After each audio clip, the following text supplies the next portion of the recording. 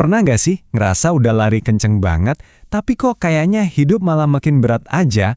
Rasanya tuh apapun yang kita capai, kok nggak pernah cukup. Kalau kamu pernah ngerasa gitu, tenang, kamu nggak sendirian. Yuk kita bareng-bareng coba lihat ini dari sudut pandang yang beda.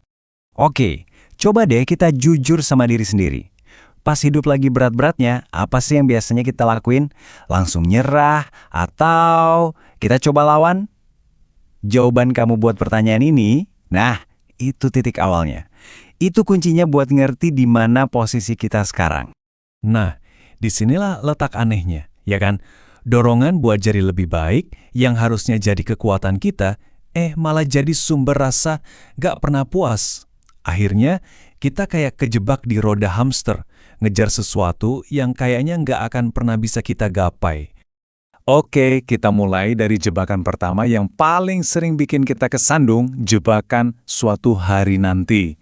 Tahu kan, kita tuh terlalu fokus lihat puncak gunung yang jauh di depan, sampai lupa kalau di bawah kaki kita ini ada banyak bunga indah yang lagi mekar.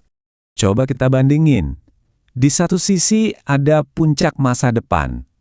Jauh, masih bayangan, dan jujur aja sering bikin cemas. Nah, di sisi lain ada keajaiban saat ini. Ini nyata loh, ini berdampak. Tapi lucunya, justru ini yang sering kita abaikan. Sibuk banget lihat ke depan sampai lupa nikmatin pijakan kita sekarang.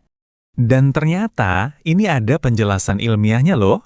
Namanya ilusi fokus, istilah dari pemenang Nobel Daniel Kahneman. Gampangnya gini, waktu kita terlalu fokus sama satu hal, entah itu tujuan besar atau masalah sepele, otak kita otomatis ngezoom dan menganggap hal itu penting banget. Akibatnya, kita jadi nggak bisa lihat gambaran besarnya. Ini ada metafora keren banget soal pertumbuhan. Bayangin kolam teratai. Setiap hari jumlahnya berlipat ganda. Nah, di hari ke-29 kolamnya baru setengah penuh. Tapi cuma butuh 1 hari lagi, hari ke-30, buat jadi penuh. Sama kayak kita. Dampak yang kita buat mungkin kelihatannya kecil banget hari ini, besok, tapi sebenarnya itu lagi bertumbuh secara eksponensial. Tepat sebelum meledak, kemajuan itu seringnya emang nggak kelihatan. Jadi kalau terus-terusan fokus keluar, itu ibarat racunnya. Berarti penawarnya ya perjalanan ke dalam diri. Yuk kita bahas soal kekuatan menyendiri. Joseph Campbell pernah bilang sesuatu yang dalam banget. Gua yang kamu takuti justru menyimpan harta karun yang kamu cari. Artinya apa? Kesendirian itu bukan buat ditakutin. Justru di dalam sunyi itu, kita bisa nemuin jawaban-jawaban paling jujur dan harta karun yang selama ini terpendam di dalam diri. Gimana caranya? Gampang kok. Gak usah muluk-muluk, mulai aja dari 15 menit. Cari tempat, pergi sendirian. Dan yang paling penting, tinggalin HP kamu. Udah biarin aja pikiranmu ngelantur kemana-mana. Kamu bakal kaget deh, berapa banyak ide keren dan pencerahan yang bisa muncul dari heningnya momen itu. Ini poinnya krusial banget. Setiap kali kita meng-outsource pemikiran kita dengan ngisi kepala pakai sosmed, berita, omongan orang, kita itu sebenarnya lagi meng-outsource masa depan kita. Pertumbuhan yang asli, yang beneran ngefek, itu selalu datangnya dari dalam. Oke, lanjut ya. Coba deh ingat-ingat lagi momen apa sih yang paling membentuk hidupmu? Kenangan terbaikmu deh. Apakah itu momen yang normal-normal aja? Atau justru pas ada sesuatu yang aneh yang gak terduga? Nah, disitulah biasanya makna sejati tersembunyi. Ada lirik lagu yang pas banget. Bukankah hidup ini indah dan aneh? Ini bener banget. Indah dan aneh itu bukan lawan kata, tapi satu paket. Hidup jadi berkesan ya karena ada hal-hal aneh dan tak terduga itu. Beda banget kan?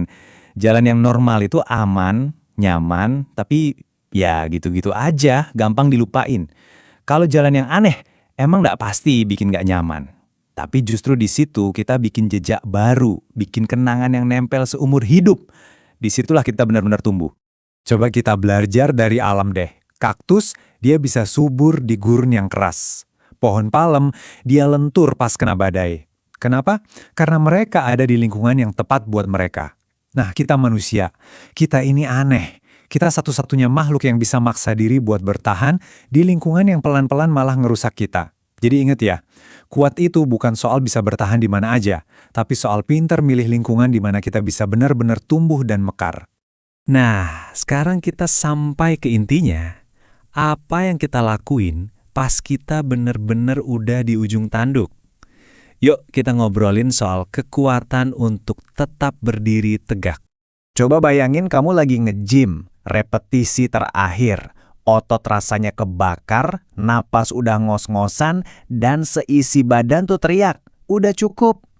Insting pertama kita apa? Jatuhin beban, nyerah, rebahan. Tapi di tengah capek-capeknya itu, ada suara pelatih yang teriak, "Berdiri, jangan bungkuk, berdiri." Ini bukan cuma soal angkat beban loh.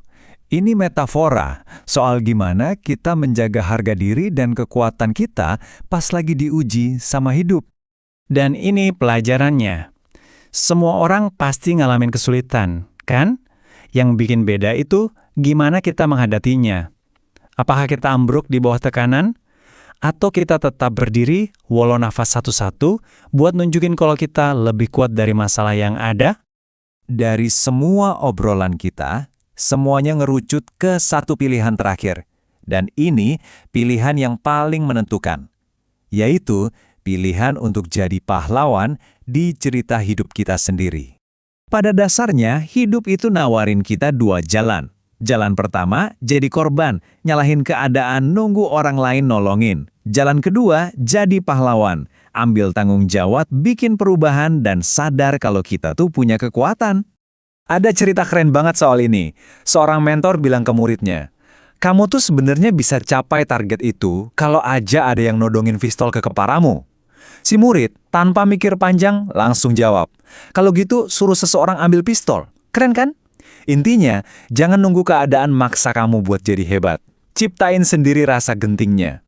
Nah, inilah bedanya. Orang-orang yang hidupnya luar biasa itu nggak nunggu apinya muncul. Mereka nyalain sendiri apinya. Mereka adalah sumber apinya. Jadi, sebagai penutup, aku mau ninggalin kamu dengan pikiran ini. Semua yang kita bahas barusan, menikmati momen sekarang, berani menyendiri, tetap berdiri tegap, semuanya kembali ke satu orang. Kamu, potensinya itu ada di dalam dirimu. Dunia ini udah kebanyakan penonton. Yang dibutuhin sekarang itu pahlawan. Pertanyaannya, kamu siap nggak?